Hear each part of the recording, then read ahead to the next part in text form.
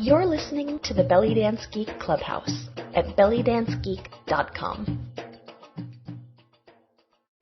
So hi everybody, this is Amira Jamal, and welcome to the Belly Dance Geek Clubhouse. The Clubhouse is a place where dancers can get together and geek out over all of those things that are hard to get in classes and on DVDs. It's really easy to get help with the what, so things like moves and combinations and choreographies, but it can be harder to find information on the why and the how. So things like musicality, culture, business, composition, all those things that add up to a successful performance. So every month I'm going to interview a different guest expert on a different topic, and we'll always have time for question and answer so you can geek out too. So if you think that knowledge and creativity go together like chocolate and peanut butter, you are in the right place. So my guest today is Amira Jamal. Amira has been a pioneer in the teaching of belly dance with her visual vocabulary, which is part of her book, Language of the Dance. She's also been a pioneer in teaching teachers how to teach by exploring learning styles and the needs of dance students. She was one of the founders of the New England Belly Dance Association, the NBDA, and the first teacher in Boston to give classes in performance skills and group professional coaching. Her first lesson was in 1974, and 40 years later, she's still active in the community, both as a teacher and a performer, although being a grandma has now taken on prime importance in her life. Amira teaches privately and is a member of the Silver Zills, a wonderful dance troupe made up of ladies of a certain age. You can reach her at amirajamal@yahoo.com. Now, if that name sounds familiar, it should be, because Amira was my teacher. She's the one who taught me how to dance, how to teach, and most importantly, how to think about dance. So if you appreciate my geeky approach, an awful lot of what I share with you came from her. So today, Amira is going to talk about learning styles and how both teachers and students can use that information to improve the learning process. So thanks so much for coming, Amira. Thank you for having me. So tell us a little bit about how you got started in belly dance. I was in a master's program at University of Connecticut all those years ago, and I went out to Chicago on intersession to visit my brother and my sister-in-law, and they said, "Did you ever hear of this thing called belly dancing?" And I think I Dream of Jeannie was on at the time, and maybe I heard of it, but all I knew was I Dream of Jeannie. That was, my idea of what belly dancing was. And I returned to Connecticut, and I looked it up. I looked up classes at the Y and all of the dance schools and everything. And I did find a belly dancing class, and I took it, and I absolutely fell in love. I loved it. And I don't know, about halfway through the class, my teacher invited some of us to a dance show, and I saw the belly dancer, and I turned to her and said, "Oh, my God, you mean you make money doing this?"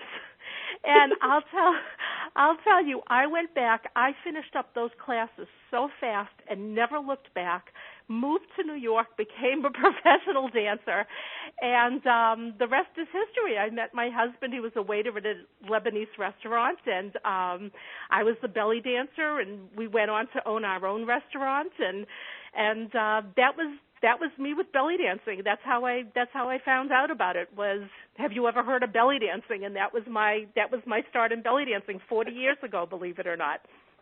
Mm-hmm. So tell us a little bit about your background in teaching.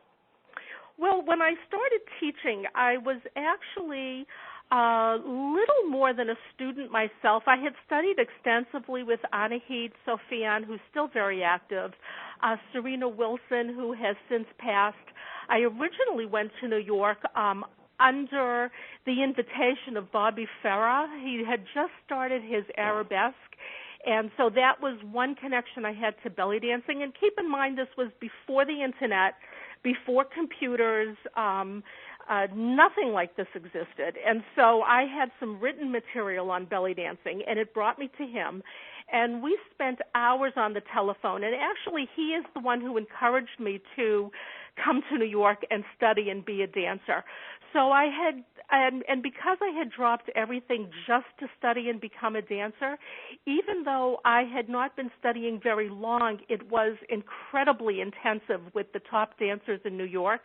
And so maybe a couple of years into it, I started teaching. When we had our restaurant, I would give some classes, and then somebody would want to come to my house, and I'd give a private class, and one thing led to another, and I love teaching. And my master's degree, by the way, is in education, so I'm really primed to teach, whether it's social studies or belly dancing.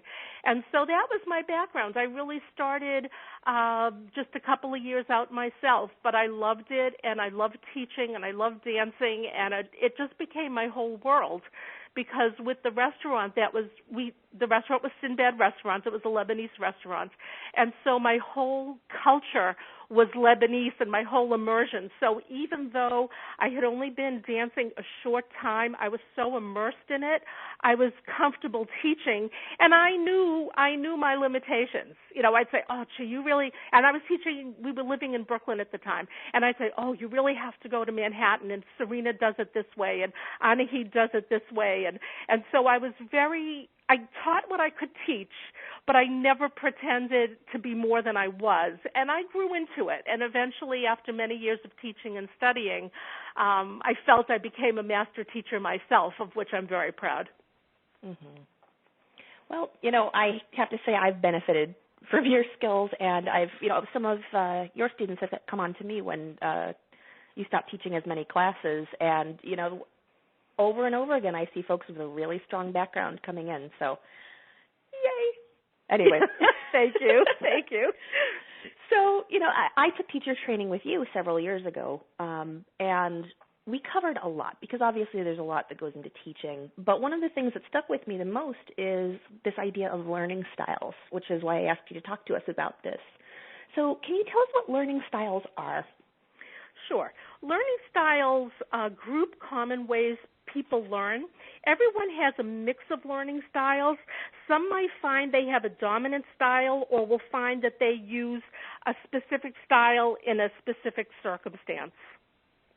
And they're very important because by recognizing and understanding your own learning styles, you can use techniques better suited to you, which we'll talk about a little later in the call. And this improves the speed and quality of your learning. For teachers, this knowledge is important so you know how to reach and encourage your students so that they can get the most out of your classes. Mm-hmm. So what are the different learning styles? There are 7 learning styles, and forgive me if this sounds like I'm reading off a sheet of paper, because this particular part of the call I am, because I didn't want to leave anything out. The first learning style that you hear about is visual, and that has to do with spatial qualities.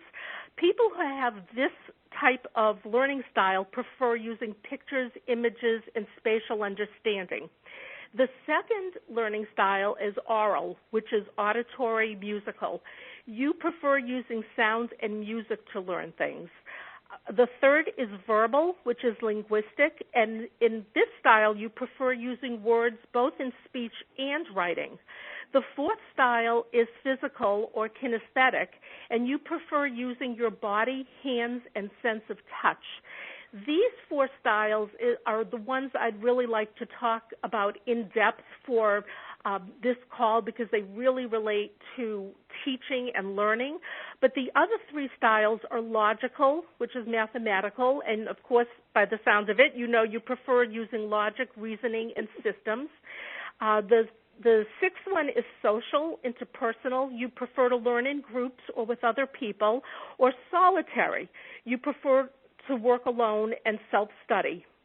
And the thing is that as I said, we're going to discuss the 4 top ones, but just very briefly sort of jumping ahead between social and solitary, when the American tribal style, ATS, came into vogue, trying to think, maybe about 11 or 12 years ago, with Fat Chance Belly Dance were the pioneers of this. A lot of women who had trouble or who didn't enjoy belly dancing because they really enjoy the more group style, really migrated towards that type of dance, and you say, Joy, I really like tribal, but I just didn't like that other class I was in, and they couldn't pinpoint it, and it could be that they are a social learner and not a solitary learner, and so this is why learning styles they all interact with one another. Like you could be a solitary visual or a social auditory, and so it's hard to talk just about one style because they all overlap. But I would like to talk about the styles, those top four styles and how they do overlap. Mm-hmm. I think that's a really important point is that, when we talk about things that fit into categories, and I love things that fit into categories, sometimes it's easy to turn it into like a Cosmo quiz, right? If you answered A to this many, then you are this type. But really, we all interact with all of these in different ways. So when I was learning this, I had a hard time pinpointing mine because I was trying to pick one, and that was just the wrong approach. I have I have two that are very strong and a couple that play in other ways. So I'm really glad you mentioned that. So for everybody who's listening, if you're trying to put yourself in one box, you might find that a little uncomfortable, but don't worry, multiple things apply to you.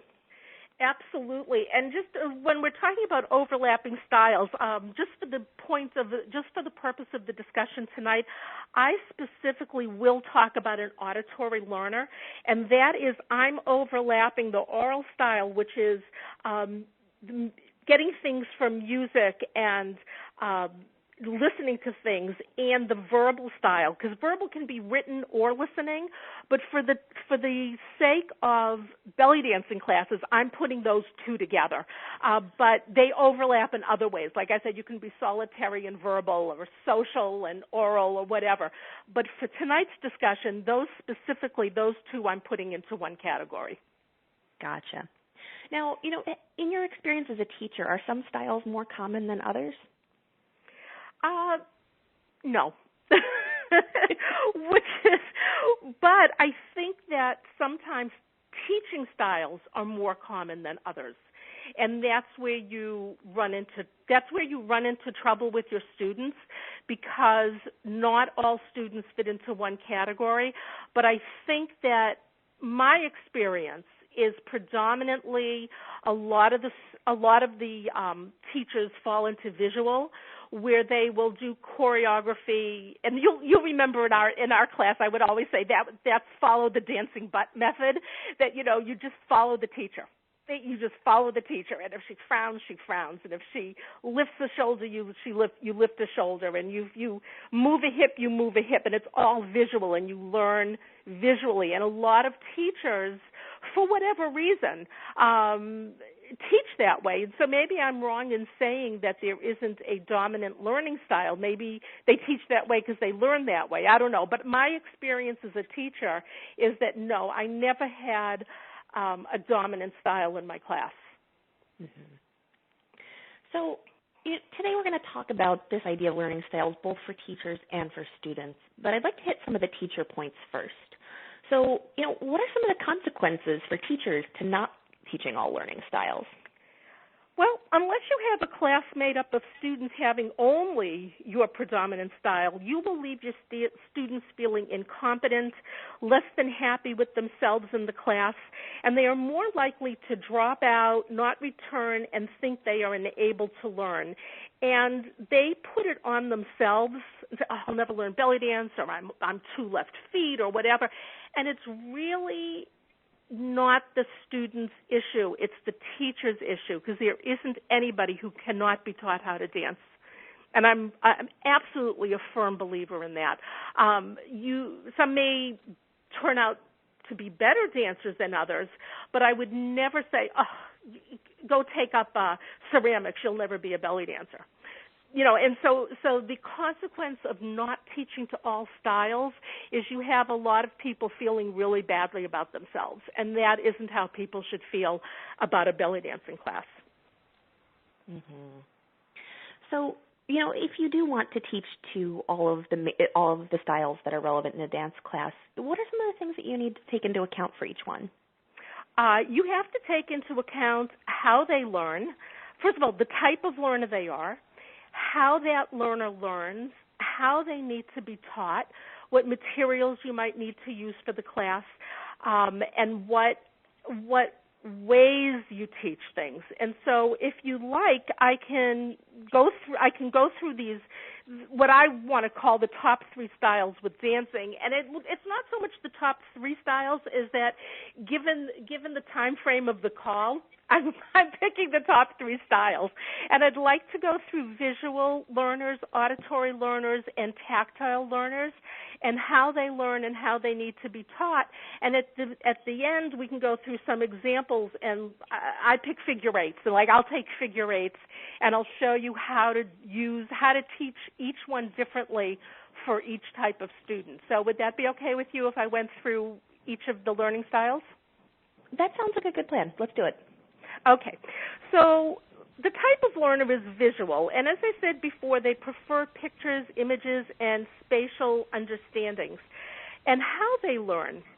These learn through seeing and need to see the teacher's body without obstruction.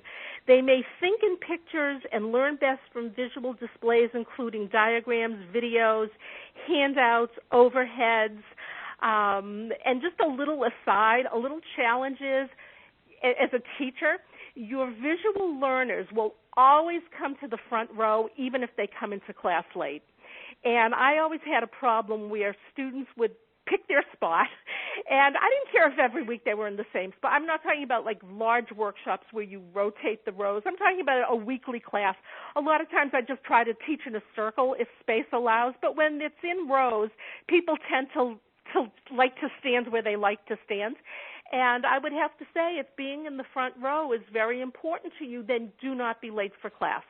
And if you are late for class, you're just going to have to stand in the back. And if you're a teacher yourself, Nadira, you know some students come in late and they don't care. They'll just bump everybody over and take their spot in the front. And a lot of times it's not that they're rude or self-centered or anything like that. They themselves don't know, but they probably are visual learners and need to be right on top of the teacher. So that's just something to be aware of if you're a teacher. And if as a student you see you're a visual learner, don't be late for class so that you can get your spot at the front. Anyway, how they need to be taught is the teacher should show the body movement from all angles and include, if possible, a diagram of movements in the handouts, on overheads, or on the blackboard or the whiteboard. When I was teaching at BU, I always used the blackboard, if you remember that. If a blackboard or an overhead is not available, the teacher should carry with her to class a whiteboard or a large paper. And I used to get it, the Post-it brand makes Post-it notes that's 3 feet by 2 feet or something, and they're very good, and you can stick them right onto the wall, and you can do what you have to do. And so sometimes a diagram is necessary. As many visual displays as possible, whether for music such as breaking down sections, movement, or rhythm, should be incorporated, and supply handouts. I always had handouts. They benefited all learners, but they particularly helped visual learners along. The second type of learner I have is an auditory learner, and as I said, they can prefer using sound and music, or they're linguistic. I put the two of them together just to separate it from a visual learner. These learners learn through talking things through with explanations and auditory examples. Having a movement explained is better absorbed than just watching a movement.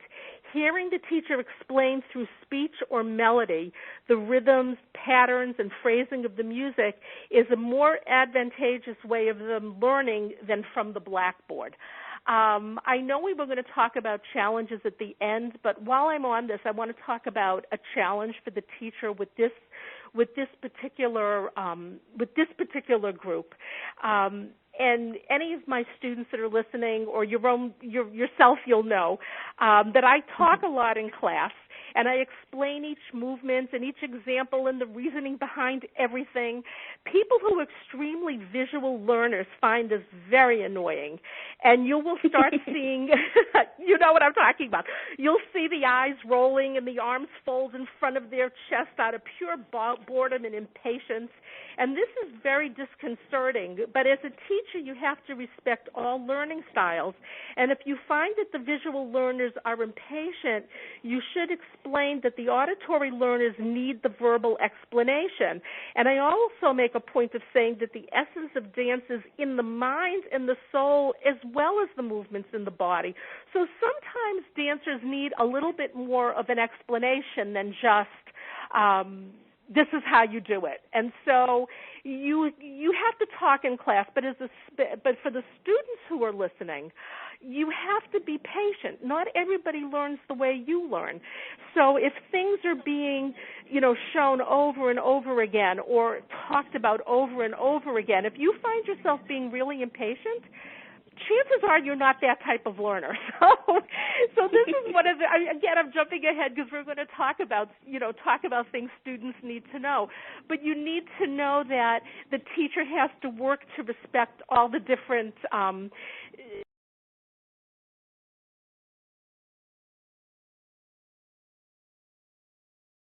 these styles should be developed. You shouldn't just learn to one style. So be a little patient with your teacher if she's not teaching the way that you want it.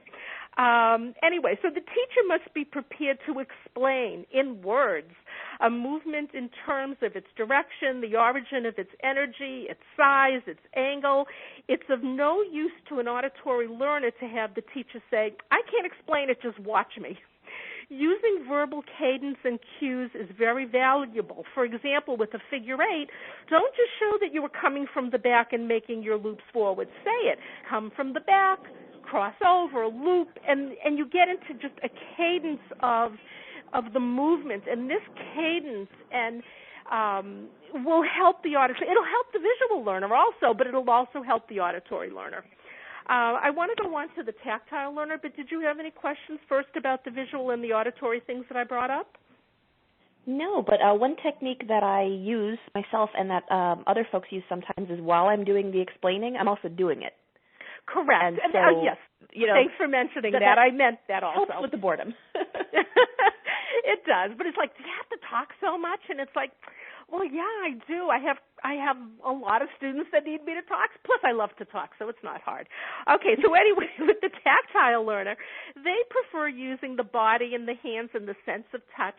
And these students learn through moving, doing, and touching. Many times the student is not aware that this is their best learning style and will be frustrated to the point of wanting to drop out of class.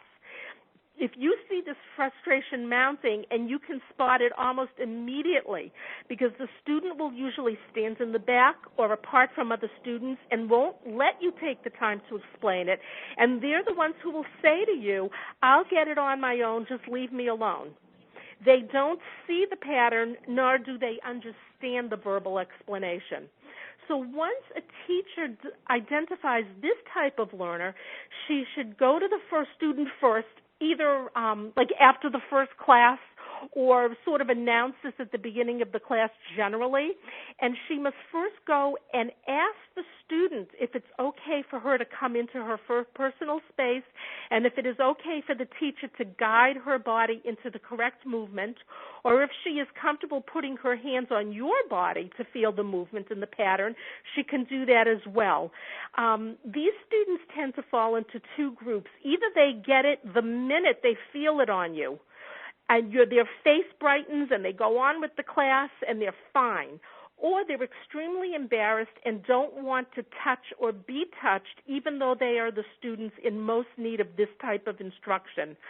The challenge here is that you have to be patient with this type of student and respect her space, but you also don't want to spend all your time, because it is a little harder for them to catch it unless it's hands-on. And this is where you can say, I always get to class 10 minutes early. Why don't you come early and I'll move the movement with you, or I give private classes and I'm available. Whatever to do, because otherwise you have one or two students like this and you end up giving a private class, and that's not fair either. So as a teacher, your challenge is to acknowledge it and work with it, but not turn the whole class around to it. You have to go on with the class, and so that's sometimes a challenge with a tactile learner. If you'd like, I can just very quickly go through, let's say take the figure eights and some rhythms, and just very quickly go through how you would do each one. Is there a time in the call for me to give some examples? Oh, absolutely. We have plenty of time. Okay. Taking a figure eight. So I'm going to go through the visual learner. With the figure eight, as I said in the other section, is you want to show the movement from all angles, preferably with you circling. So you do it facing the class, you do it with your back to the class, you do it with your side to the class. If you're lucky and you are comfortable teaching in a circle, that sort of works because you stand in the center and you circle while you're circling. But in any case, and that's good for all students. So keep in mind what I said about styles and overlapping. It's not like, well, the auditory learner won't get anything out of this. That's not true. I'm just pinpointing the highlights that you want to hit for each type of student that you have. I use the blackboard a lot, or I had these Post-it notes when I was in a classroom without a blackboard. Diagram and draw it on as much media as possible. Draw it out with your hands. I use the laser pen to draw it out on the floor or the wall. And so you just want to make it very visual. An example of teaching rhythm to visual learners is to display via media the many ways a rhythm can be notated with notes, drum text, counting, and to write out the patterns and let people see it.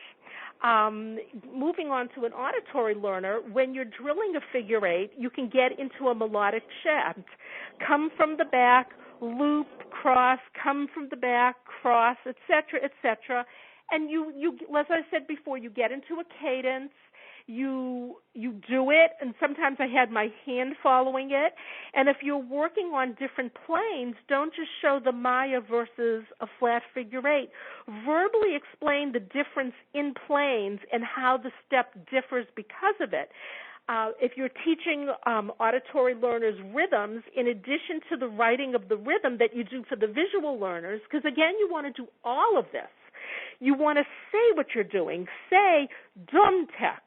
Say 1 and 2 and, clap the rhythm. So what you were saying before, that you don't just talk, you do.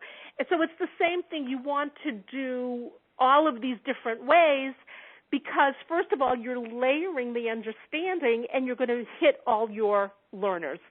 Going to a tactile learner in a figure eight, what you want to do is stand directly in front of the student and have her put your hands on your hips to feel the movement. Then have her do the movement while she still has her hands on your hips. After this step back and watch her. Use your hands if you have to guide her movements. Repeat the sequence as many times as necessary without taking too much time from the other students in the class. Do this as needed for each movement. You will find that she learns more movements this way, and then it becomes less necessary to repeat the process because her body will get used to moving according to what you're teaching. She'll learn to move her body according to what you're saying and what you're showing. So if you say the movement comes from the back, she'll have an understanding of that because she will have done it with the figure eights. So if you take time for this, another thing is if you feel that your students are getting a little impatient with this, you can break them into pairs and have teacher and student and have one do the movement while one is holding on and following the movement. And then what's fun for this is that who's ever being the teacher at the time can, let's say, change it to a Maya and see if the person who's holding her hip from the back can change it to a Maya. And it's really sort of fun. This in itself can be an exercise quite apart from doing it just for the visual learners in your class. It's a really good group exercise. And then just the last thing is for the rhythm, have the student clap out the rhythm. Also, stamping feet to the rhythm or moving the hips to the exact rhythm will help set it in their body and mind. So what you have to do when teaching rhythms and patterns and riffs, and once you get into more complicated things, or let's say there's a change in the tempo or something like that, you have to have the student really physically feel it. And that's why I said there is no person who cannot be taught to dance. And a lot of the blocks that students have is I don't get the rhythm. They don't know where the one is. We always talk about where is the one, and they think I'll never learn how to dance. Well, what you need to do, your challenge as a teacher, is you teach where is the one, and how I do that is I go 1, 2, 3, 4, and have them step out on the one or clap on the one, and you teach them where the one is. And once they know where the one is, the rest really starts to fall into place. And if you have a student that's so lost that she drops out because she doesn't understand where the one is, then it's up to you to teach where the one is. And if you have a teacher, somebody who just says, I don't know if you're coming from the back or the front or how big the loop is supposed, you have her put her hands on you. And anyone can learn how to dance. And everybody should enjoy it. So anyway, so that's it about styles and challenges and things for movements. And I just also wanted to talk a little bit about what if you're teaching concepts. That's a little bit different than a movement, because I talked about figure eights. Let me talk about stage presence for just a minute, and then we can get on to how learning styles can benefit students. If you're teaching stage presence, when you're teaching, and again, you want to do all of this, not just one, not just like, well, I only have visual learners, so I'm only going to teach it this way. No, you teach it all the ways, because they have to develop their brains as much as they develop their body. But the visual way, let's say, for teaching stage presence is you demonstrate the movements with and without stage presence. You have them watch themselves with and without, using mirrors if available. Or if you don't have mirrors, and another fun game for students is you have a student come and you say, they're going to walk across the room or do figure eights or do a shimmy, and they're either doing it with stage presence or they're doing it without stage presence, and the class has to guess what they're doing. So this is a nice alternative to people watching themselves in the mirror. If you have to address auditory learners, you explain as you demonstrate. You give lots of examples, where the eye goes, the pace of the entrance, where the arms go. I mean, you say, well, why do I have to say it? I'm doing it. But keep in mind, not everybody gets it from seeing it. With the kinesthetic learners, you may actually have to put your hands on. You lift their chin, you put their hands on their back to straighten it, you put your hands on their shoulders.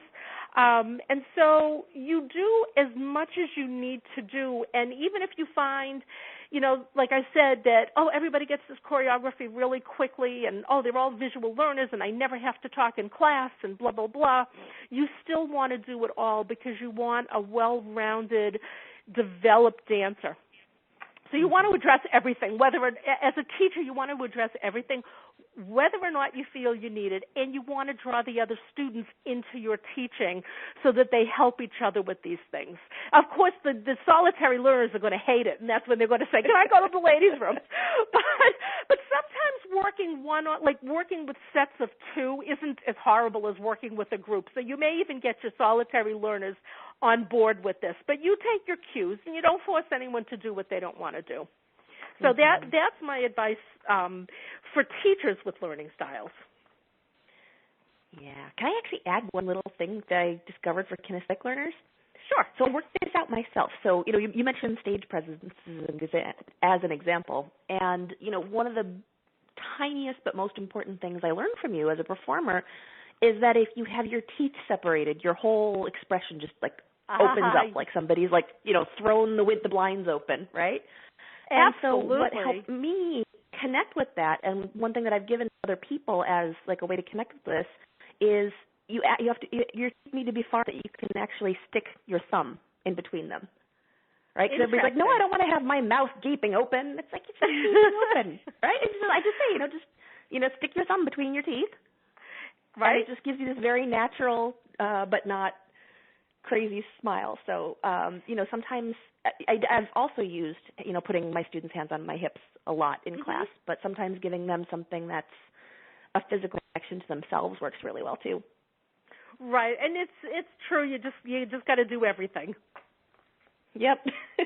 And sometimes it's a good icebreaker too. Like sometimes the things that you have to do to reach each style. Like I sing lyrics a lot. Like yes, you're so good at that. And so but sometimes it's not just about. I mean, I do it to reach different people, but it just gets me into this like silly, playful place that a lot of people really respond to, and so it kind of like gets everybody relaxed in class. So even if you do find yourself with a classroom full of visual learners, there are other benefits too. Exactly. Yeah. So let's move on to the student perspective. So if you're a student, how can you figure out what your learning styles are?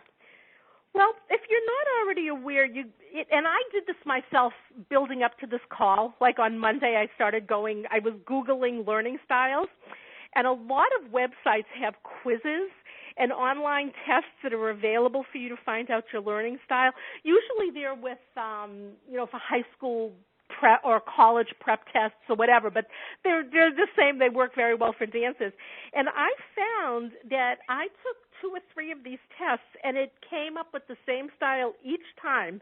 And I tried all of them. So if you don't already know, you say, well, gee, I really don't know. These tests online, do 2 or 3 of them, or 4 or 5, and you might be surprised and say, I never thought of myself, but now that I'm thinking about it, yes, I am a visual learner. And don't forget, it overlaps. So let's say it says you come up as a visual learner, but you learn rhythms by hearing them tapped out or something. So that means your auditory skills overlap with your visual skills. But try these online quizzes. They're kind of fun and give you a little insight into your own self. Mm-hmm. So, if you're a student and you're having trouble in class, how can you tell if your teacher isn't messing with your learning style or if something is going on? Okay. It sounds very trite to just say you'll know, but really I sincerely hope that this call does help your awareness. If you're constantly feeling you are the only one not getting something or you are ready to give up, then it means you're not being taught the way you need to be taught. And that's something that I really have to stress. If students are not learning well, I would put the onus on the teacher more than I would put it on the student. Sometimes I taught very academically, so I gave homework assignments and I gave reviews and I gave this. And so my feedback from students as to whether they were learning or not was a little bit different. And I also taught classes where people had no interest in being belly dancers or being part of the belly dance community or buying a belly dance CD. It was their night out, and they did this instead of synchronized swimming, and that's all it was to them. And it didn't take any. I wouldn't dare give homework and practice and things like that. And so we sort of did the same stuff week after week, and we didn't get very far. And that's a different category of student. But I'm talking about the students who really sincerely, they go to all of the events and workshops, and they buy the CDs, and they buy the music, and they want to learn, and they take from different, and they're still not learning. It means that they're not being taught correctly. So if you're a student and no matter how much you try, you're not getting it, I think it's make sure you're doing homework assignments and make sure you're practicing, because some of it does fall on your shoulders, but some of it is your teacher may not be addressing the styles that you need. Mm-hmm. So if that's the case, what can you do about it? So what should you ask your teacher for? Let me say, this is the hardest question of the evening for me to answer. It's important for you to be taught in a way that brings about success. However, it's also important to grow and develop all the learning styles so that you will be well-rounded and a deeply capable dancer. So as much as it's important to have a teacher that teaches all learning styles, you still have to challenge yourself to learn in styles that aren't your style. We tend to gravitate towards teachers who teach our learning style because we feel best and most successful in those type of classes. But because it's difficult to find teachers who are aware of and can teach in learning styles that bring about that initial success, my advice to you is to take from many teachers, as much as you might love your mother teacher. I mean, I was a mother teacher to many, many dancers, and I would say, especially, you know what I'm talking. I mean, I have to share with you all. Nadira asked if she could take Jamal as her stage name, is her surname, and I was so touched. I was her mother dancer. I mean, her mother teacher, so she knows what I'm talking about. But, winter would come along, and I would say to the gals, I said, this might mean losing half of you for about 6 weeks or 7 weeks, but if there's an ice skating class near you, I want you to take ice skating. I want you to feel what it is to glide and hold your head up and have your shoulders back. Or I might say, you know what, I'm 62 years old. I have arthritis. I have a knee replacement. I don't do floor work. So-and-so teaches floor work. Why don't you go to her for one session? So first of all, the teacher should encourage this, but I know sometimes the students don't want to leave their mother teacher. And really, if you want to learn, you're just going to have to. You want to take workshops and use DVDs. And I can't begin to tell you how much I've learned from my own students who have done this. So when you send your little birdies out of the nest, teachers, you're actually doing yourself a favor. I mean, hopefully they'll come back. But, Nadira, you'll remember this. Like, people would go to workshops that I wouldn't go to, and I'd say, would you mind teaching us what you learned in that workshop that I learned? So, by having a well-rounded student in reverse, you're going to have a well-rounded teacher. So students, don't be afraid to go out and try other things. You want to develop all parts of you. You do want to develop your ability to do auditory learning, even if you're a visual learner. But as I said, you don't, because there are so many teachers that teach only one style, this is why you have to jump from teacher to teacher, because you need to learn the different styles. If you have a very well-rounded teacher who understands this and teaches all of this, you can stay with her longer. But I do encourage you to get out and see different styles and different ways of learning things. Mm-hmm. I have to add a second backup to that. I cannot agree with that enough. Once I got serious about dancing, and way even before I thought about going pro, but once I decided that yes, I love this, I would always take your class, Amira, and then I would pretty much always be taking a second class with somebody else, and who that other person was rotated. So I would take 6 months with Melina and a year with Shadia, and then I gave Najmat's class a try, right? Mm-hmm. And having the continuity with you really helped me stay grounded in what my own style was. And, we were doing all this stuff with performance coaching in class, too, which was really important. We couldn't get anywhere else. But having all of these other perspectives coming in really was a huge, huge help. And if you can afford it, like you said, you stayed with me for continuity, a lot of times you can't afford it. So just make a commitment for an 8-week class with another teacher and then maybe go back to your mother teacher. I feel funny saying mother teacher, but you know what I'm talking about, somebody you connect with and somebody maybe your dance mama, yeah. You love the students in your, the other students in your class, and it's really coming home when you go to that type of class. If you can afford both, then go to both. But if you can't afford both, spend a little time with another teacher. And like you said, it's wonderful to get that perspective. Yeah. I also want to, talk about how you said, it is important to develop your other skills. And I do think that's also really important. My weakest learning style is visual. Mm-hmm. And I always hated follow the bouncing butt. Like, I always found it just so incredibly frustrating because I would be trying to understand it in visual and kinesthetic terms while we were doing it. So I'd always be like a beat behind, and I was just like, this sucks, and I hate it. And over time, I've built up that ability. And, it's still not my favorite way to do things, but when I, say, watch a video on YouTube, I can follow along. Right. When I go to a workshop, I can follow along. And, I've also found follow the bouncing butt a really helpful way to, absorb people's styles, too. Just sometimes little things about, how they connect movements or how they hold their hands. Being able to absorb that in an ongoing flow has been a really helpful thing. So, yes, it's totally painful, but I do agree that it is really important. So, and there's light at the end of the tunnel. There is, and I know you wanted to talk also a little bit about using learning styles for self-directed study, and this ties in exactly to what you just said, and that is my biggest piece of advice is not to knock your head against the wall by trying to force yourself to get something that is presented in a way that doesn't fit your style. However, like you said, it doesn't mean you shouldn't do it, because you do learn a lot by picking up other styles.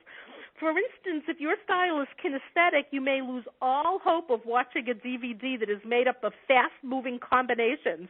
It doesn't mean you can't learn fast-moving combination. It does mean that you may have to tackle one at a time. Once you understand the sequence, and this might require watching in slow motion, close your eyes, doing it slowly, and see how it feels in your body. A verbal or a linguistic or auditory dancer might have to watch the same thing in slow motion and write down what she is seeing. So as you do this, as you take something that's like just a quick visual, it's like, 101 combinations with shimmies. I mean, that's like the titles of the DVDs. It doesn't mean like, oh, God, I'll never learn it. It means you learn it differently. But when you learn how to do it and learn what works for you, just as I was saying much earlier with a kinesthetic learner learning, let's say, figure eights because she learns how the movements feel in her body, the next time she goes to do a movement, it's going to be that much easier. So if you learn how to pick apart this stuff that's not your style, then the next time you do it, it'll get easier and easier and easier. And just very briefly, I don't do I never did choreography, and this I don't know if there's going to be time to talk about intelligences, but it's one of the things has to do with choreography. My mind doesn't work that way. I'm not visual, and I am visual in some things, not visual. But I need to do it over and over again. I need to talk it through. I need to say, well, this is, 2 steps to the right, 1 step to the left, whatever. So when I joined Silver Zills, I just want to put a shout out to Portia and Alize, who were formerly of the Belly Dance Collective. The group might still be in existence, but they were from the Belly Dancing Collective, and they invited me into the Silver Zills, which is ladies of a certain age, and we dance, and I said, I'll never learn this. I'll never learn this. First of all, I stopped telling myself I'll never learn this. And I watched them, and I said, you have to do this really slowly while I write down right foot, 2 steps, left foot, 1, right arm up, left. I mean, all this cadence and all of this, and I got it. And it became easier and easier and easier for me to do it. And, old dog, new tricks. But once I developed that ability to see what I was looking at and translate it the way I needed it translated. So when we're learning a new dance, I still have trouble, but it's a little easier than the very first time I tried to learn a dance. So that's why you have to develop everything and not just stick with what's comfortable for you. Mm-hmm. And that translation process is exactly what I did too. So, when you're talking about, working with resources that aren't necessarily in your style, I was thinking about this. And, if I'm watching an instructional video and, visual is not my strength, if they're not explaining as they're going, what I do is I keep rewinding it and I describe what they're doing to myself. So I'm saying twist front, slide left. And then once I've worked that part out, once I've translated that into my own language, then I can rewind the video again, and I can do it with them while I'm talking and while I'm doing it. And I also do some absorbing kinesthetically. And one thing that I've noticed is that if I can imagine what the movement feels like, I can usually do it. And so what I've started watching for in videos is, certain movement patterns or even like muscle engagements that I see the instructor doing on screen translates to a feeling. So like I can tell if they're like engaging their lower belly, and I imagine that feeling. And so, that definitely took a lot of experimentation. But once I kind of figured out what to watch for, then all that stuff just started flooding in much easily. So, if you're not a video learner, if you're not into visuals, there is hope. Right. And so, as I said, for your initial success, you hope that you get a teacher who can teach to your style, because that'll get the ball rolling. And then once you feel confident and successful, then you go and you on your own with self-directed study, you try all of these different styles, and you'll, who knows, you'll probably succeed beyond what you ever thought you would. Mm-hmm. And the other advantage to that, to actually working out these translations for yourself, is that if you go on to teach, then you're going to get styles way better than somebody who just learned from a teacher of their own style. Oh, I didn't think of that. Because you had to put in all that understanding. So, if you're an auditory learner and you've had to work out the translation from visual to auditory, then you're probably going to be able to work it out backwards. Ah, good point. I hadn't even thought about that. Yeah. All right. So, I do want to get to multiple intelligences, but before we do that, is there anything else that you want to say for students, or shall we move on? I just want to say, and just in case we're cut short at the end, because I don't know how long this runs for, and I'm looking at the clock. I just want to make sure the call doesn't end without my saying that everyone has a right to be successful, feel good about themselves, and be confident dancers and teachers and students. And I really believe that understanding and working with the learning styles will make this so. So, like you said, just don't give up. I mean, you learn what works for yourself, and you're entitled. I mean, everyone is entitled to get what they need out of a class, not just the ones who can do it the way the teacher does it. And everybody is entitled to feel good about themselves and to be successful. I mean, it's such a joyous, belly dancing is such a joyous, wonderful thing. I would hate to see anybody shut out or closed out because they're not getting it the way they need to get it. Mm-hmm. Okay. Well, let's move on to multiple intelligences then. And we actually do have plenty of time. So unless you need to go running out at a particular time, we can go for as long as you need. No, I just didn't know if the call ran an hour or if there was a time limit on it or whatever. So we usually go 90 minutes or sometimes longer if there are really good questions. So. Okay, excellent. Okay, so I want to talk about types of intelligence. And it often corresponds to learning style, although the characteristics might be totally different. With gifted students, many of these intelligence overlap, and with a commitment to learning the dance, the intelligences can be developed so that students become well-rounded in these skills. The type of intelligence, and again, I'm reading from a paper just to give you the list, and then I'll talk about it because I don't want to leave anything out. You'll see that it overlaps with learning styles. Please don't ask me the difference between intelligences and styles. I think intelligence is just innately like what your skill set is and what you already come to the table with, and style is how you develop things that you haven't learned yet. And that's sort of foggy, but I didn't look it up on the internet or check it or anything. But I see even though they overlap, there's a little bit of a difference, and you should know both about learning styles and intelligences. So type of intelligence is visual and spatial.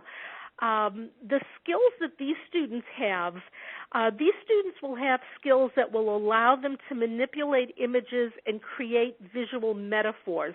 That means they can look at a movement and go, like sometimes when we worked in class, it was like, like your hands would just come down beautifully, and it would be like, just leaves, autumn leaves falling from a tree, or the waves of the ocean. Like you can look at these movements and come up with these metaphors, and when you're dancing, it's not like, oh yeah, I'm doing snake arms. It's like, oh yes, the waves are rolling and that sort of thing. So that's what visual metaphors means.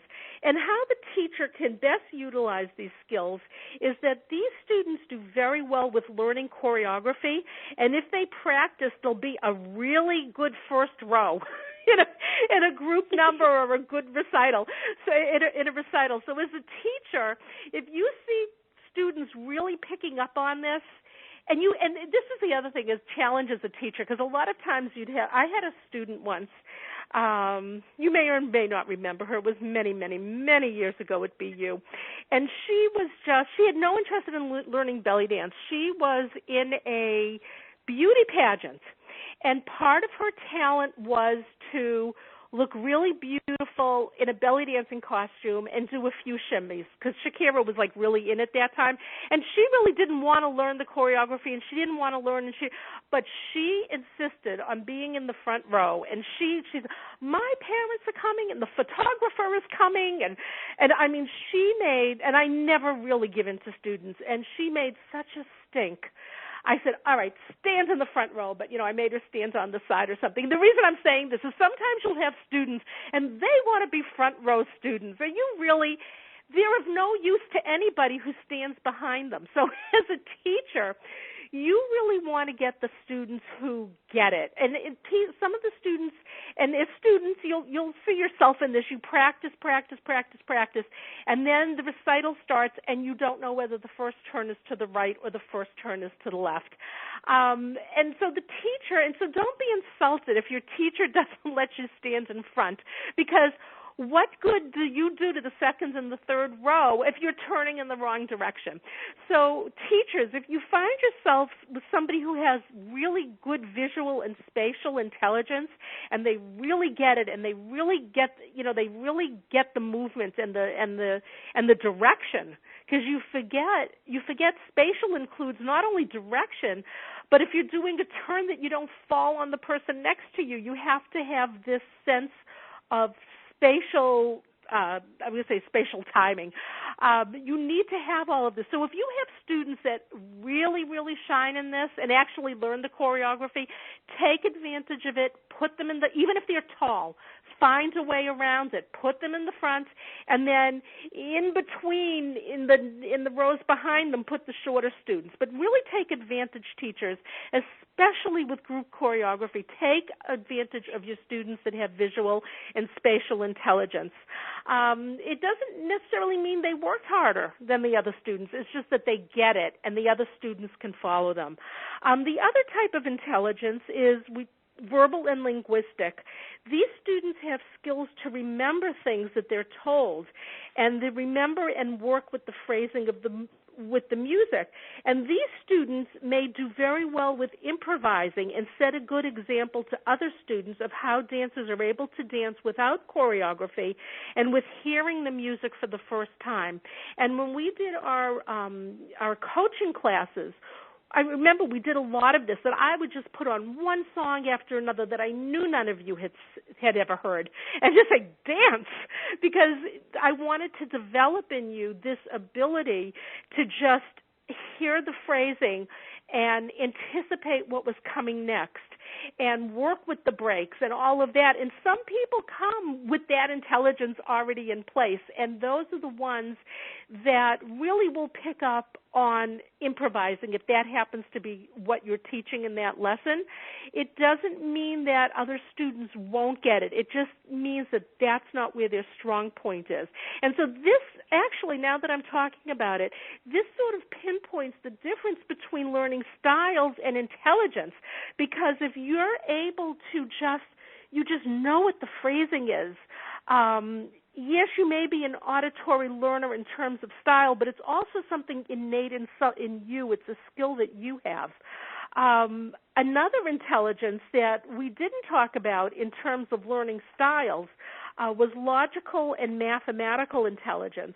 And these students have skills necessary to work with abstract concepts and make long chains of reason, which results in creating progressions. And these students do very well in creating choreography. And if the teacher would like to present new choreographies but does not have the time or skill herself in creating advanced choreography, these students should be assigned to create advanced group numbers. And Nadira, you'll remember I did this plenty. I think Alikia and Chantel had done one choreography, and maybe Heather did a choreography. I'm very linear.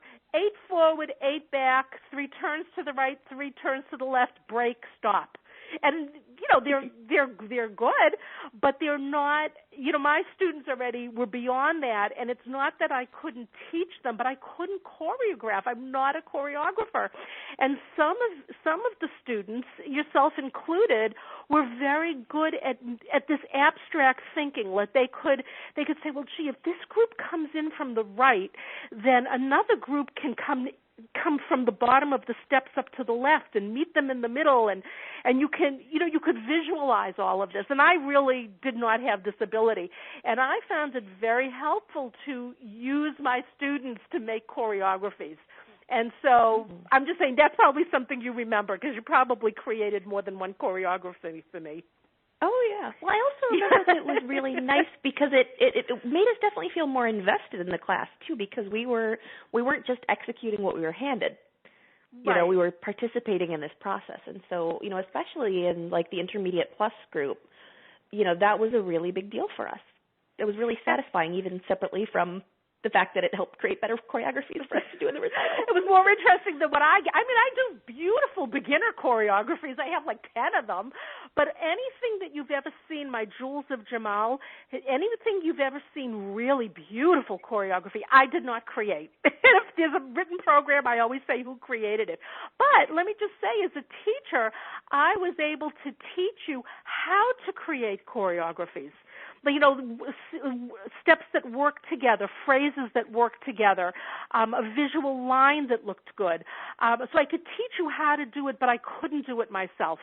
So teachers, if you yourself find yourself in this predicament where you have students who really can do beautiful choreography, that doesn't, like Nadira says, it engages everybody in the process, but it also doesn't mean that you have to be left out, because you can teach how to choreograph even if you don't actually do the choreography yourself. Another type of intelligence, and this you'll recognize from learning styles, is bodily or kinesthetic type of intelligence. And these students have an edge over other students in terms of looking more like an advanced student than beginners or intermediate students. They know how to hold themselves. They feel how the movement feels. They don't take steps that are too big. They don't crash into people when they do turns. They just have this real feeling about where they are in space. However, this often works to a student's disadvantage unless she has other skills to actually learn the foundation for correct movements and dance skills. And I want to talk about the challenges, not just for teachers, because teachers will recognize this challenge and you'll see how to work with it, but also you students that are guilty, you'll see yourselves in this, and maybe you can dial it back a little bit. As with the challenge for the teacher of kinesthetic learning style, kinesthetic intelligence is also a challenge. Somebody who needs kinesthetic instruction may have obvious difficulty in class, but the student with kinesthetic intelligence may be the most advanced looking, and her problems are less obvious. That's what the problem is. This type of student looks as though they are beyond what you were teaching because they move so fluidly, and a teacher may be fooled into thinking the student is more advanced than she is, and thus doesn't give the student the full attention she deserves, while devoting more of her time to the students who seem to be having more difficulty in class. So if you're a teacher and you see somebody, wow, she really knows how to move, sort of pay attention. She may have the foundation entirely wrong, but looks good really being wrong. And the other challenge that I had all of these years teaching, these students often come to class with the advance warning to the teacher, and I can't tell you how many times over the year I've heard over the years, I don't belong in your beginner class because I've had plenty of dance instruction before, even though I've not had a belly dance. Or I watch lots of videos, so I probably won't belong in your beginner class. I don't know if you recognize any students like that, Nadira, or any of you students listening, if you see that in yourself. They think that they're better than they are and often show a great deal of impatience in class or are very aloof when you're giving instruction. And what happens is these students don't slow down enough to learn a strong foundation for the movements they're using. In addition, these students don't get the correct movements or foundation easily, not because they're not able to, but they think they don't need it. That's one part. That's where the onus is on the student. They think they don't need it, but the onus on the teacher is to recognize when you have a student who thinks she doesn't need it. And what happens is they just want to shimmy and move and float and everything, but never learns how to do a step correctly. So dancers with that type of intelligence, I find as a teacher, are the most challenging, but yet visually they may be the most beautiful and the most perfect, but as a teacher they're the most, because you want to let it go. You say, oh, look at her, yeah, just let her dance. Just let her do what she wants. She looked so beautiful when she was out there at the recital. Let her do what she wants. But really maybe she's not doing what you want. And as a teacher, I would always say to my class, because I taught drills, I've taught very specific drills and very specific movements, and I would say nothing is wrong. I mean, you can do it on your own any way you want to do it.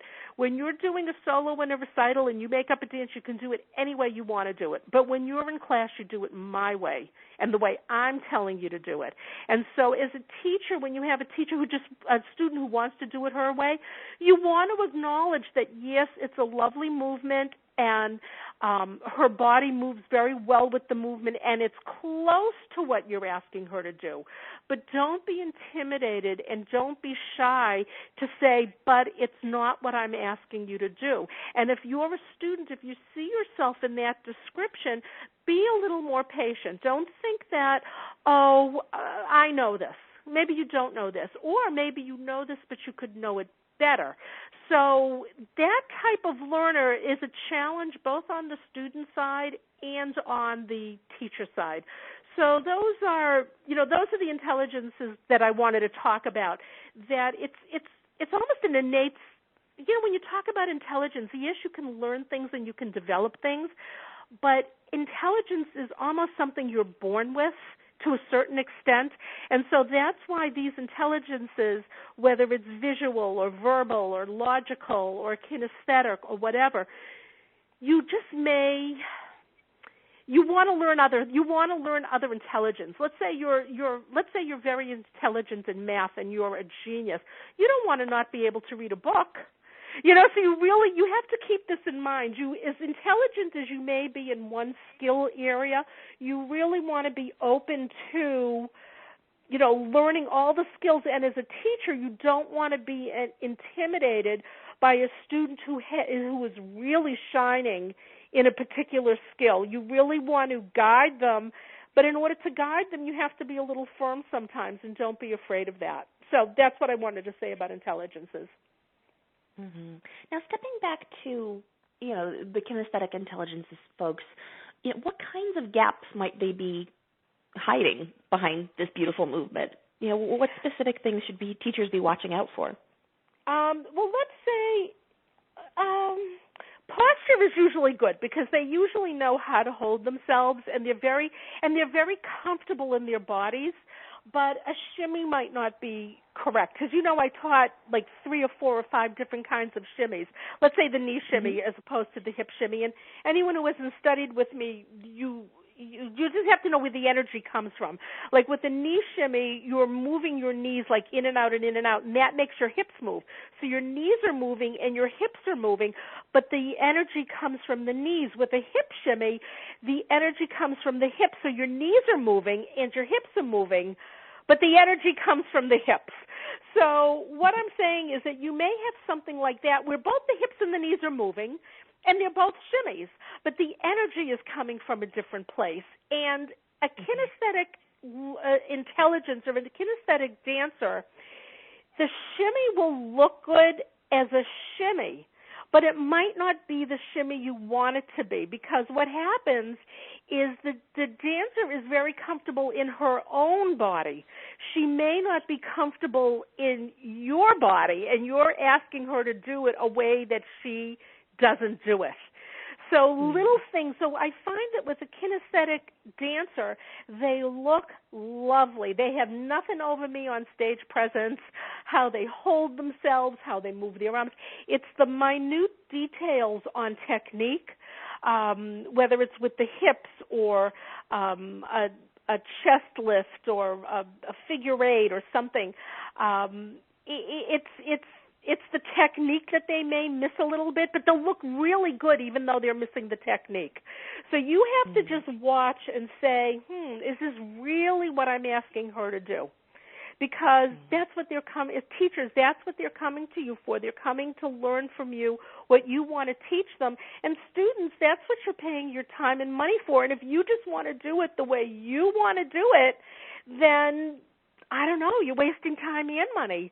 But the great thing with kinesthetic intelligence and kinesthetic learners is that if they're patient with themselves, and more importantly, if they're patient with the teachers, they will get this because they will know how it feels and they'll move with it very well.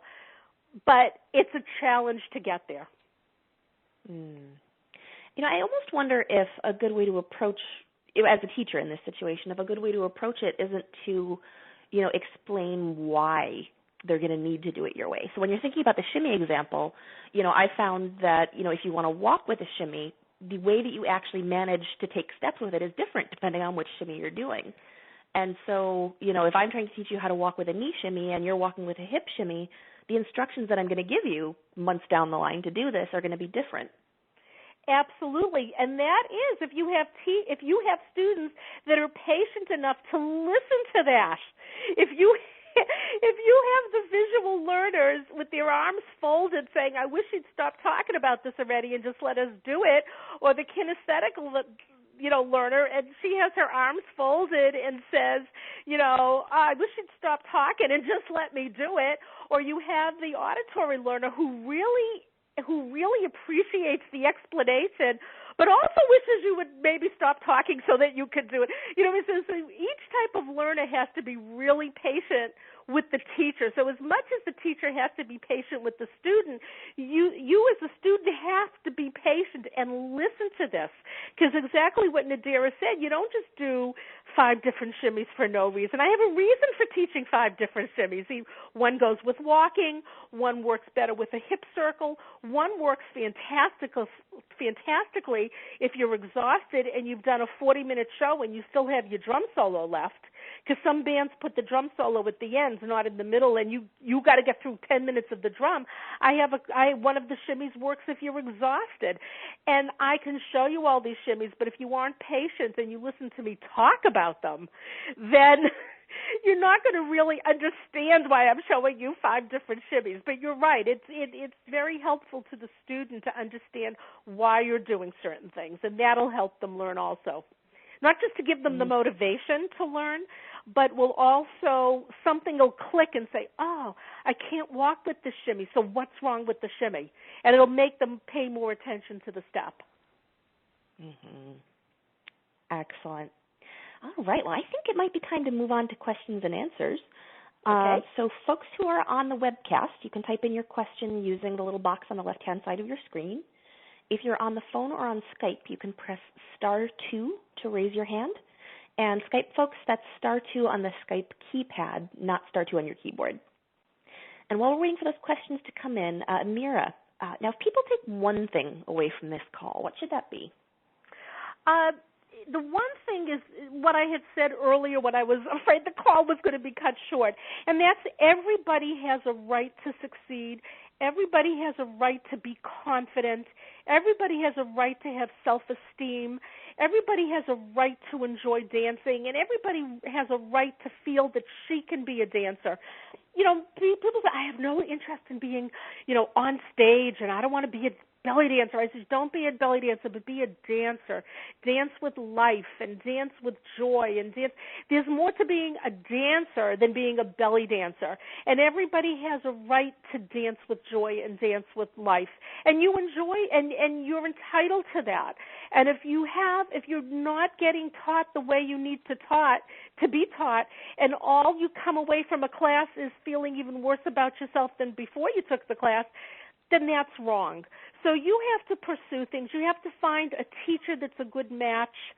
But I think it's more on the teachers to learn how to be a good match, because the students are just coming to you. They don't know. You're the ones that need to know this, and you're the ones that should learn about learning styles. And just even if this isn't foremost in your mind, what you should do is take something like a figure eight, like I did tonight, and say, well, if I'm teaching a figure eight and somebody can only get it if I talk about it, what can I say?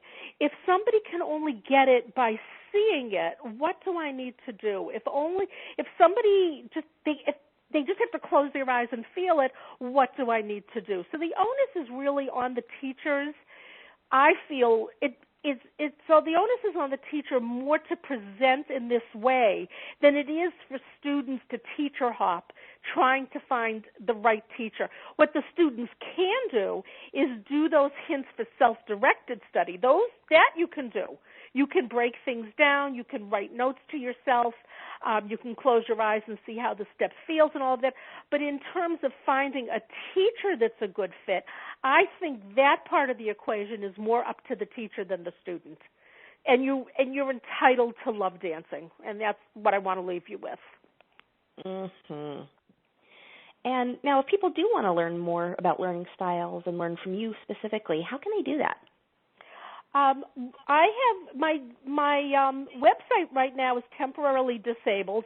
As Nadira mentioned in the introduction, I am a new grandma, and that's all that matters to me right now, except, of course, when Nadira asked me to do this call, I found the time for that. For instance, my daughter is going back to work on Tuesday, and I'm going to move in with them for a few weeks to give a bridge between daycare and her going back to work. I thought it would be too traumatic to the first day going back to work to put the baby in daycare. So anyway, my past year or so has been so tied up with this and everything that I said, well, I can't keep up with the website and I can't update it and I can't watch it.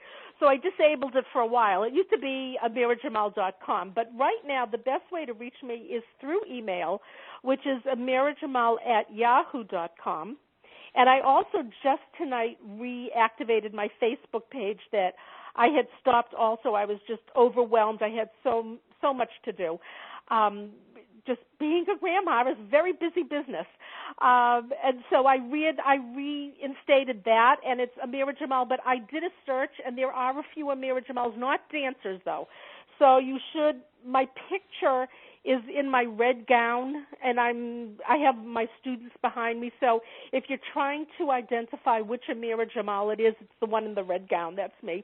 And also, I have a book called Language of the Dance, and that was talking a lot about what we talked about tonight. And I have a visual vocabulary, which I made a CD that goes with all of the movements. It's not a DVD. It's not a teaching DVD. But if I talk, like tonight I talked about the hip shimmy and the knee shimmy. So there is a CD-ROM, and it shows 8 bars of a hip shimmy and 8 bars of a knee shimmy, so you can see the difference. And then in the book I talk about the difference. And that book is available also if you email me, amirajamal@yahoo.com. So that, and also I was talking to Nadira a little bit before the call started, saying I would love to do teacher workshops. And I find that when I reached out to the community a few years ago, when I did this in Boston, I don't remember when, maybe 2010 or 2009 or something like that, I don't remember which summer it was, that a lot of the teachers are very, not so much competitive with each other, but they don't want their students to go out and learn to be teachers. And so, and you may have heard of this, I don't think it's very prevalent in Boston, but I know you get callers from all around the country, and I've taught workshops all the way out to Hawaii. I've taught workshops, and I've seen teachers across the country. And a lot of them say, if you take from this teacher and I find out, you can't come to me anymore. And they certainly don't want their own students to take students away from them. So they were very possessive with their teaching, and they wouldn't offer something like a teacher training workshop, which is what all of this material came from. I have a book that goes with it, and handouts and visuals, and it was a lovely course that I taught one summer. And I would love to offer that again if there were teachers that were interested in offering this to either only opening it to other teachers or opening it to their advanced students. You know they're going to become teachers anyway, and if you want them to say, let's say they're a terrible teacher, it's a reflection on you. And if you know they're going to teach anyway, you want it to be a good reflection on you. So teach them how to teach. And again, if you're interested in a workshop like this, again, Amira Jamal at yahoo.com.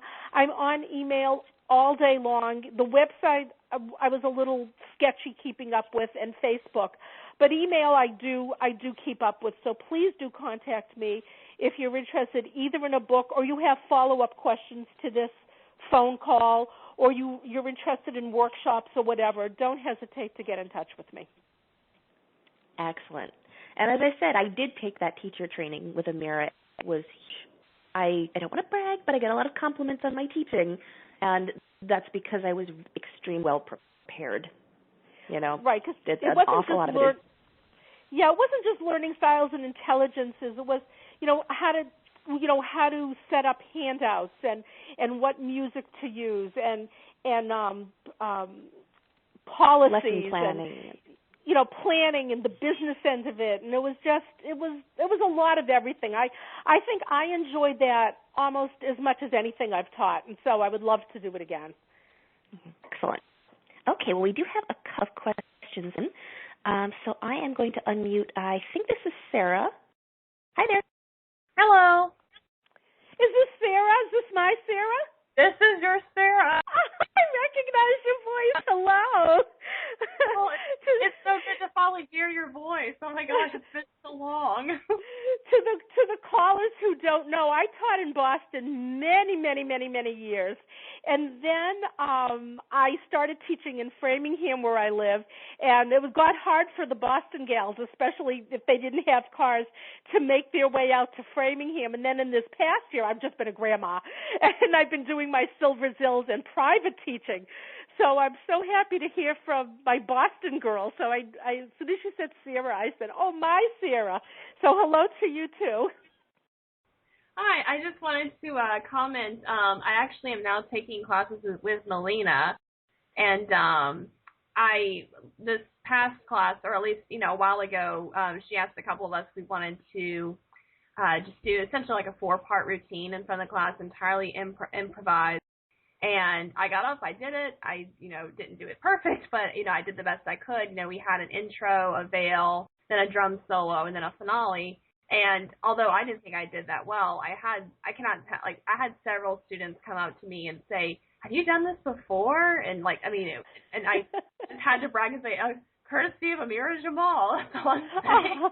Oh, thank you. So I did have a question. You mentioned that it's important to encourage students to branch out and seek other horizons when they can, like visit with other teachers and if they, can't afford it and whatnot. I've actually been, I've been taking belly dancing classes for about 10 years now, and I've had various teachers. I've on and off again. And I guess the one thing I've noticed is with every teacher is that there is the teacher in the class, and then there's also a certain select group of students whom it seems like there's a mentorship going on. And for me, as of recently, I've been wanting to, I guess, get in on that mentorship, if this makes any sense. So what can you say to students like myself that, we're kind of on the outside, but we do want to, become serious about this and adopt this mentorship with our instructor versus, just paying money to go to a class and absorbing, and then you go home and you come back a week later. Does this make sense? I'm not quite sure what you mean by a mentorship. To take other students under your wing or be an assistant to the teacher, or I'm really not quite sure what you mean by that, Sarah.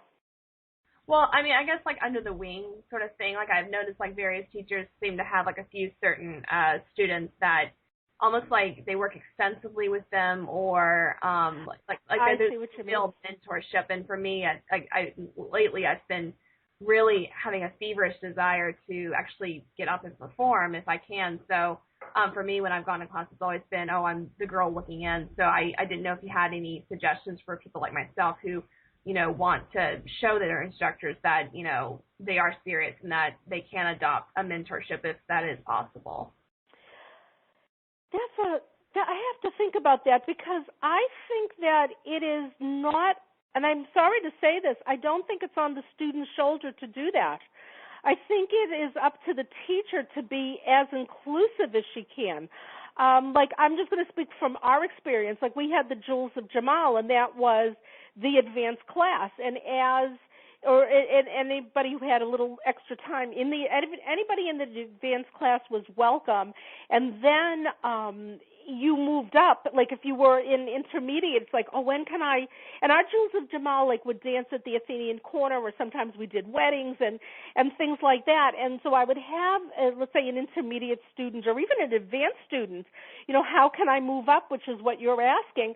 But what I did as a teacher is I made it inclusive, all inclusive. So if your skill set matched and you were an advanced student, you were already part of that group that got to dance at the Athenian Corner, and then we had paid gigs at weddings, and you were automatically part of that group and all of that.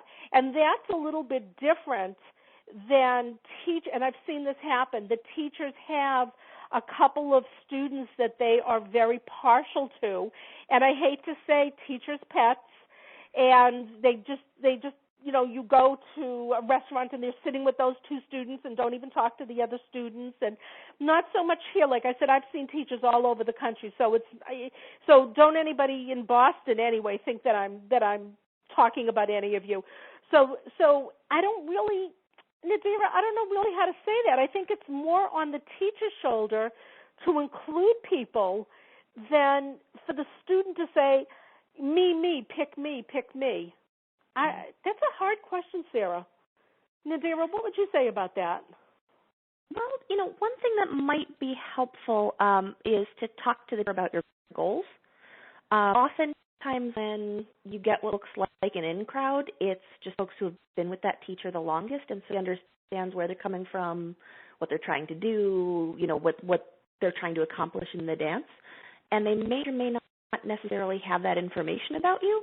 Because even when you get into like upper level classes, sometimes people are just really not interested in performing outside the recital, right? They get good, but they don't necessarily have like a real urge to improve and to get faster. So if I was in that situation, let's say I moved to a new town, right, and I joined a class, what I probably do once I was sure I wanted to stick with that teacher, say, well, you know, I really want to restaurant gigs soon. Can you know, give me some guidance as to how we do that?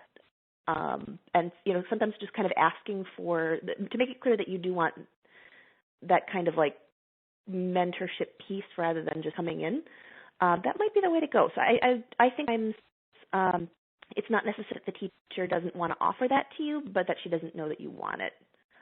Obviously, it's going to depend on the teacher and the student and the class dynamics and all this other stuff. But okay, now that you've answered it, and let me think about it, is that what a teacher can do in this case is at the beginning of the semester, or I taught in semesters, but at the beginning of a class, a teacher can always go around the class and say, what is your goal?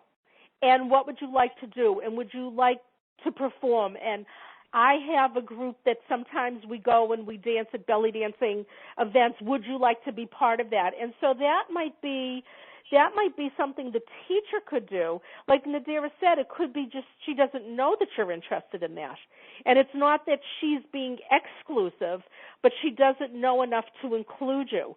So it probably has to be, I guess, both, just with the learning styles, it has to be both teacher and student. And that's something that also you can take away from this call is that whatever side of the desk you're on, so to speak, you're really both responsible for your part in it. So if you see these other students and they're the ones performing and they sit together and this, instead of saying, oh, I don't belong and I don't feel part of it and this, Nadir is correct. Perhaps it is up to you to tell the teacher that you're interested. If she doesn't know, she doesn't know. Your teacher can reach out, but also a student has to reach out. All right. Thank you very much. That was a really good question, Sarah. Do you have any more while we're at it? No, like I said, I just wanted to pop my head and say hello to Amira, and I guess I'm a Jamal fan now, so. Sarah, very quickly, a while back you had written me that you had started teaching. Have you found that some of these things have worked in your own class? Oh, I don't. Oh, absolutely. You must have confused me with somebody else. I haven't started teaching or anything. Oh, I thought you did. I'm sorry. So that's okay. Okay. Okay. Well, thanks, Sarah. I'm going to put you back on mute. If you do think of anything else that you want to ask, you can press *2 to raise your hand again. And it looks like we have some questions from the webcast folks. Oh, so Cindy in Sarasota says, I'm starting a new belly dance class and have not been teaching for about a year. I did a sub-class recently, and it was a great connection and so much fun. I want to make sure that my new class gets off to a good start and all students are happy. What and how do you suggest I start my new students? I would start them out by asking what their goals are in the class, and that makes them feel that you're really listening to them, and you can teach accordingly. So if you find that most of the students you may find that a lot of them say, well, it was, we just wanted to come out for fun and my girlfriends are taking it. You can sort of direct it that way, meaning that you can layer your classes, meaning that let's say you do a hip circle, you do hip circles one week and the next week you review the hip circles and then you go on to something else and you don't progress too quickly. And you may find that most of the students say, oh, well, we just went to a belly dancing thing. We just saw the belly dance superstars, and, we're really looking to really progress like that. I mean, they won't use those words, but it'll be like their intentions are different. And so a class like that, you may want to give assignments. You may want to say, well, download this. If you don't own this particular song, if you don't own this particular song, download it or buy it. And what I'd like you to do is work on the first 8 phrases and see how you can get expression. And you can give little homework assignments. And actually, you can do that even if the students aren't prone to homework, they really don't want to go in that direction. But and you may have a mix of students, but the thing is what you want to do is gently veer towards what most of the students want. And so when you're starting brand new with a class, I would find out what they want, really what they want. And the other thing that makes a class a good beginner class, like you start out, I would ask them, what got you interested in belly dance? What do you think a belly dancer is? I always teach shimmies in the very first class. I mean, let's face it, they want shimmies and they want drum and they want this, and not that that's all you do, but you start with some of the things that pique interest. Snake arms might not be a good place to start. Shimmies will be a good place to start. Hip circles might be a good place to start to get them used to moving their body. So when you start a new class, see what their needs are, see what their interests are, see what their intentions are. If it's a night out with the gals and they don't care if they do hip circles every week because they're not going to practice, and that's their intention, then you want to teach that way. If that makes sense, you want to find out their intention and what brought them to belly dancing. That's real advice. Cindy, if you need any clarification or if you have any follow-up questions, you can send another question. And again, folks, if you're on the webcast, if you're on the phone or on Skype, you can press *2 to raise your hand. We also have another webcast question from Chris Pittsburgh, and she says, how can I encourage students to be more open with me. Often I've asked a group if anyone had any questions or moves they would like to break down again, and they just sort of shrug. Then I wouldn't ask them. I would just say, I was watching you do this, and I think that figure eight needs a little bit of a breakdown, and then you break it down. You say, come from the back. You loop coming the back to the front, and then show it looping from the front to the back. And what you want to do is you want to take the helm and you want to take control of the class. And little by little, your students might start asking. What I always say at the very beginning of a new class, and I also repeat it almost every single week, is I always say when you're starting with a new class especially, I say you don't know enough to know what to ask. So if let's say hip circles, let's say it's a brand new class and you're teaching hip circles and they've never had a belly dancing class, they don't know to ask, does your rear end stay down or does it lift up in the ear? Those are two different types of hip circles. So I always say to my students, even if it's 8 weeks down the road or 16 weeks down the road, if you have a question about something we learned in the first class, please ask it. And I always stress that they don't know enough to ask questions, and and you have to, as a teacher, understand that also. Sometimes they don't know enough to ask a question, and so you just do points. You just do as if you say, well, let's suppose somebody had a question about figure eights. Do your hips get lifted enough? Then answer your own question. Or let's say, just in case somebody was wondering, do your shoulders move on this movement? Well, I'm just going to tell you, no, they don't. So you sort of talk to yourself and you bring up the question. You have to teach them how to ask a question. Some of them don't know how to ask a question, or they don't know that something should be questioned. And let's say the shimmy, for example. You might say, well, some of you might be wondering, on this shimmy, you see my hips are moving and my knees are moving. So some of you might be wondering, where does the energy come from? Maybe they didn't know that energy was involved, or maybe they didn't know the source, that a source of a movement makes the movement different from movement to movement. And so that's what I said. So you have to say, well, in case any of you are wondering, and then as they get more and more comfortable with how to ask the questions, and as they get more and more comfortable with not being embarrassed to ask the question, especially if it was something in the first class and now you're in the ninth class, then they will start to open up and ask questions. You can't just like if you give a little kid a two-wheeler, you can't, or let's say you put a seed in the ground and you can't just say, grow. It's just not going to happen. You have to water it, you have to weed it, and you have to tend it.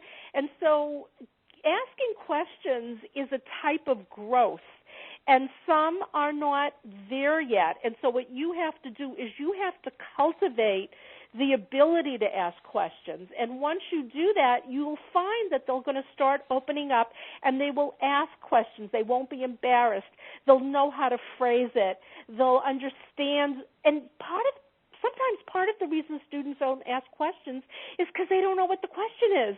It's like they can't do it, but they can't say they can't do it. So it's up to you to say, I've been watching some of you, and I bet you some of you have questions about whether your knees should be bent during this or not. So that's what you have to do. You have to ask the question, and you have to cultivate it to where they can start to ask questions. Maybe it's not that they're shy, but they're not ready to ask questions yet. Mm-hmm. Can I actually put my sense in too? Yes. One thing, not much straight-up technique thing, but when I've done online classes, like a routine, and we have question and answer calls that are, it's just me there, and I say, what are your questions? And we hear crickets. Sometimes it helps to get them thinking a smaller scale. So I'll ask them, I might ask, what questions do you have about this assignment or topic? Or in class, I might say, does anybody have any questions about the footwork in this combination? And so sometimes if you can narrow it down for them, think about what they might need, rather than, well, it just doesn't work. And so that can kind of help them start thinking about what they might want to ask. Obviously, it's not a cure, but it sometimes helps in my experience. Well, that's what I meant when I said you have to cultivate it. You can't just scream at a seed grow. You have to cultivate it. And so what you're talking about cultivates it. It gets them, oh, yeah, or they might say the next week, oh, yeah, I remember last week she talked about footwork, and so their hand goes up, and they ask about the footwork. So you have to cultivate it so that they are ready and open to asking questions. Exactly. Okay, well, I don't see any more hands raised, and I don't see any more questions on the webcast. I think we will call it a night. Well, thank you so much, more than Amira. 90 minutes. And thank you, everybody, for coming. This is the end of our call, but that doesn't mean that the conversation has ended. We've got a private Facebook just for Clubhouse members, and I'll be sending out an email shortly that'll include a link to that. Now, it is a private group, so we have to approve you before you can actually start posting. So don't worry if you request to join and you can't post away. And that email will also include a link to this call recording if you want to refer back to anything that you've learned, as well as Amira's contact info. And I'm also going to include a link to the Clubhouse survey. So this is where you can give me feedback on how the Clubhouse is going. You can suggest topics or speakers or any way that I can improve the Clubhouse. Now, our next call is scheduled for Monday, December 22nd at 8 o'clock Eastern Time. And my guest is Sahra Saida. We haven't finalized our exact topic yet, but it's about Egyptian folklore. And if you know Sahra, you know she is a font of knowledge on this topic. And the last thing that I want to say is that this is the come on in kind of Clubhouse, not the no boy loud kind. So if you know anybody who would geek out with us, you can invite them to join us. They can do that at bellydancegeek.com/clubhouse. And until next time, happy dancing. Good night, everybody. Good night, and thank you very much. Thanks for listening. For more geek-tacular resources, visit bellydancegeek.com.